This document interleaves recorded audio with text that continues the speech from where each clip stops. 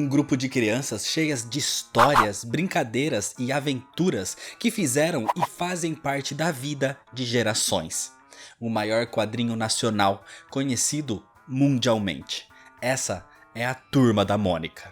Mas antes de falar deles, se inscreve no canal se você ainda não é inscrito, já deixa seu like para não esquecer depois e me segue nas redes sociais e baixa o aplicativo do canal. O link para ele tá aqui na descrição. E agora sim, vamos para a origem. Maurício Araújo de Souza, mais conhecido como Maurício de Souza, era um jovem de 19 anos em 1954, quando sonhava em trabalhar como ilustrador e viver dos seus desenhos. Pela época, o mais próximo disso seria trabalhar num jornal onde existiam as tiras, e Maurício conseguiu um emprego no antigo Folha da Manhã. O problema é que esse emprego não foi como ilustrador, e sim como repórter policial. De qualquer forma, ele aceitou e sempre que podia ilustrava suas reportagens com desenhos próprios.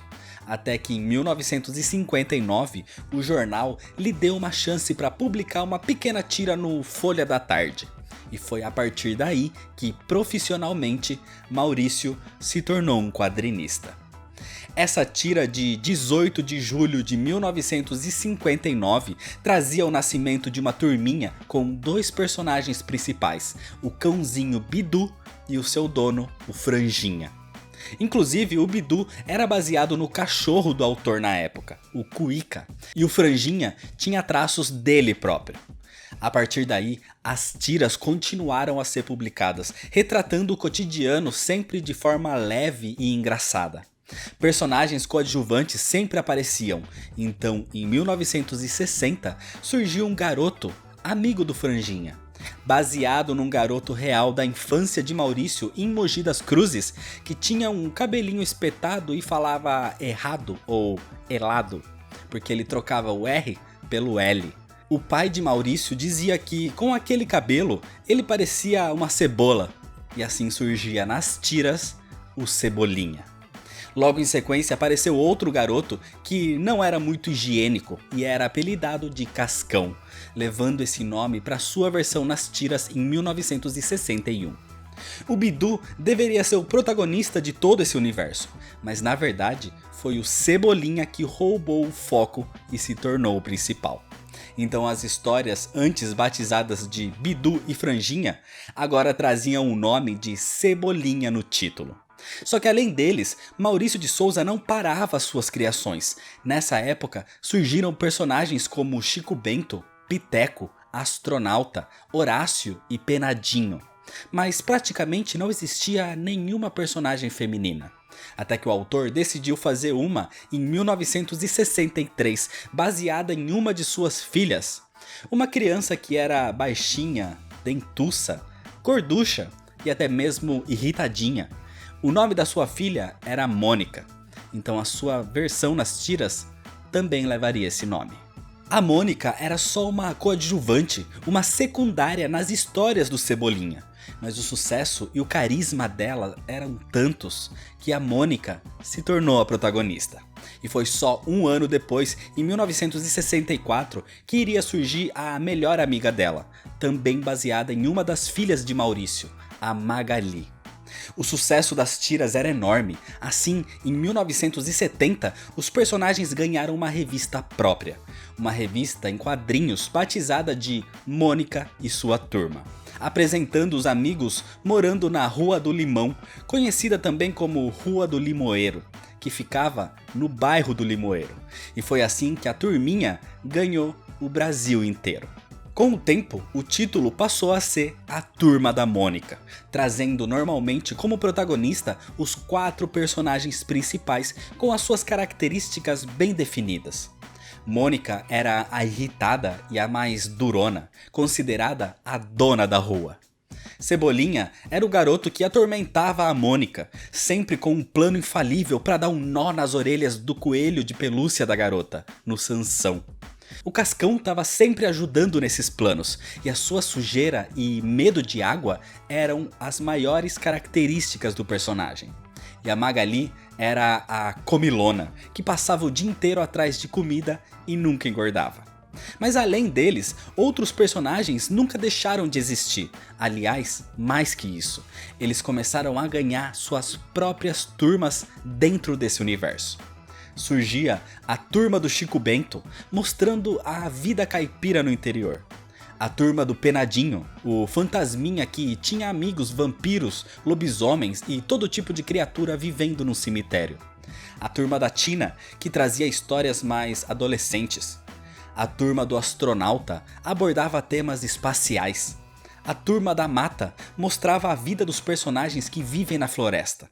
A turma do Papa Capim trazia histórias do jovem indígena de mesmo nome. A turma do Piteco abordava temas pré-históricos. E relacionado a isso também, a turma do Horácio, um filhote de Tiranossauro Rex que trazia temas mais filosóficos e reflexivos, e que inclusive esse é o personagem favorito do Maurício de Souza, tanto que é ele próprio quem ainda escreve as suas histórias até hoje. As historinhas que começaram nas tiras de jornais se tornaram em grandes publicações semanais, mensais, de almanaque. E para isso tudo, o estúdio Maurício de Souza foi criado pela necessidade de ter outros roteiristas e desenhistas para continuar a expansão das produções. E a partir daí, a Turma da Mônica não ganhava só o Brasil, mas ganhou o mundo. Os quadrinhos da Turma da Mônica ficaram extremamente populares no Brasil, de leitura fácil e agradável, tanto para crianças como para adultos. Traziam aprendizados, diversões, temas engraçados e, com o passar dos anos, se consolidavam cada vez mais, se tornando de fato os quadrinhos mais conhecidos e vendidos no país. Com isso, desde os anos 80 vem sendo exportados para mais de 40 países, sendo traduzidos para 14 idiomas. Lugares que recebem também todo tipo de produto, porque a Turma da Mônica se tornou mais do que só uma HQ, se tornou uma marca gigantesca com mais de 3.000 itens licenciados, indo desde parques de diversões, peças de teatro, até fraldas e perfumes. Os personagens transcenderam as páginas, com alguns se tornando garotos propaganda, como é o caso do Jotalhão, o querido elefante verde que faz propaganda de molho de tomate. E com outros com um simbolismo muito maior, como a própria Mônica, que desde 2007 é embaixadora da Unicef. Personagens criativos é algo que não falta nesse universo criado por Maurício de Souza, tanto que tem alguns que ao longo dos anos acabaram nem sendo usados. E mesmo assim, a turma tem atualmente mais de 200 personagens recorrentes, inclusive com versões desenhadas de pessoas reais, como até mesmo os jogadores de futebol Ronaldinho Gaúcho e Neymar, mas com o Pelé surgindo como Pelezinho, sendo o mais conhecido até hoje. E sempre gerando inclusão, a turma ganhou com o tempo crianças condizentes com a sociedade, como a deficiente visual Dorinha e o cadeirante Luca. E inclusive o Maurício tem 10 filhos ao todo, e assim como aconteceu com a Mônica e a Magali, todos os 10 têm as suas versões desenhadas. Em 2008, os estúdios Maurício de Souza começaram uma produção um pouco diferente. Todas as crianças que cresceram lendo Turma da Mônica já não tinham tanto interesse nas histórias mais infantis, mas ainda adoravam os personagens.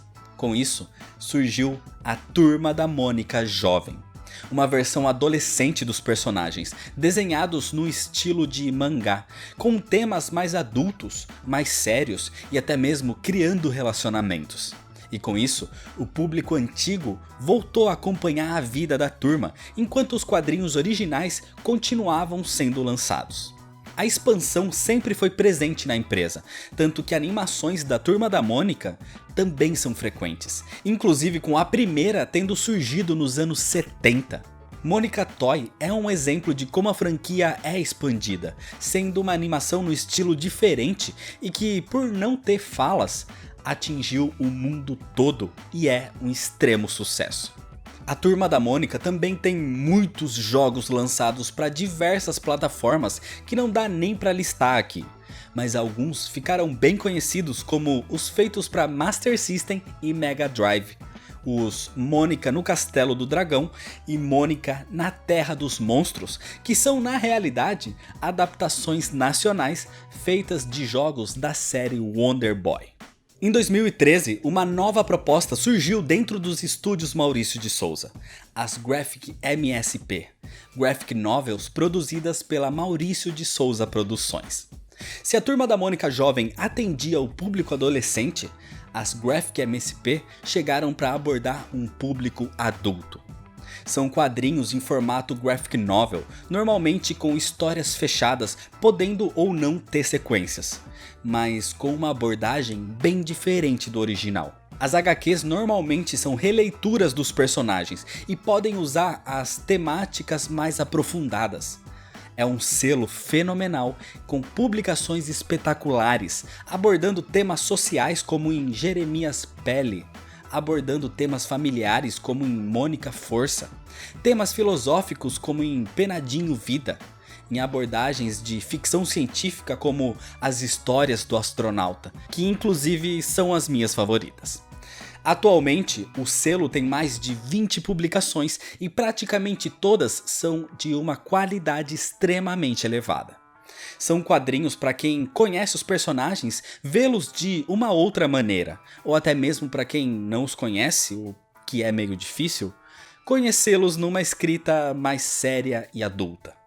E além de tudo isso, a turma já teve alguns filmes animados, mas agora em 2019 está sendo lançada a sua primeira versão em live action, exatamente de uma das HQs do selo Graphic MSP, a HQ Turma da Mônica Laços. Maurício de Souza criou o maior universo das HQs do país e é o maior quadrinista do Brasil. Desde a década de 50 trazendo a turminha pra gente e cada vez mais expandindo as suas histórias. É o pai da baixinha que acaba com todos os garotos com o seu coelho de pelúcia azul, que inclusive surgiu como amarelo e logo teve a sua cor alterada. São tão importantes que tiveram histórias até mesmo ao lado da Liga da Justiça em 2018.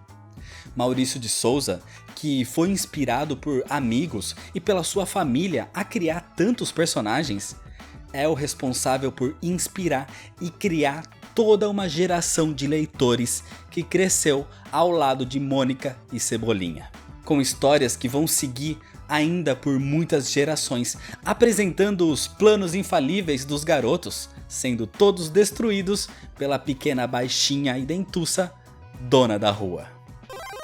Então é isso, mais do que um vídeo de origem, essa é uma homenagem a essa lenda viva que é o Maurício de Souza.